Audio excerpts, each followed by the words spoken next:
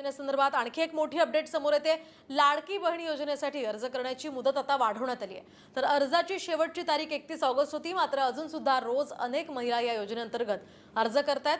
काही भागांमध्ये महिलांना तांत्रिक अडचणींचा सुद्धा सामना करावा लागतोय। त्यामुळेच अनेकदा प्रयत्न करून सुद्धा अनेक महिलांची अर्ज दाखल करण्याची प्रक्रिया पूर्ण होऊ शकलेली नाहीये आणि यात सगळ्या अडचणी लक्षात घेता राज्य सरकारने आता योजनेसाठी अर्ज दाखल करण्याची महिन्याची मुदत वाढवली आहे।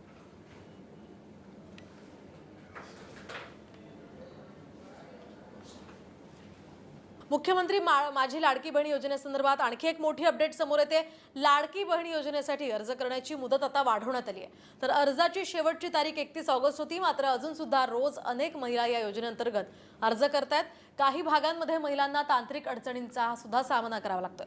त्यामुळेच अनेकदा प्रयत्न करून सुद्धा अनेक महिलांची अर्ज दाखल करण्याची प्रक्रिया पूर्ण होऊ शकलेली नाहीये आणि यात सगळ्या अडचणी लक्षात घेता राज्य सरकारने आता योजनेसाठी अर्ज दाखल करण्याची महिन्याची मुदत वाढवली आहे।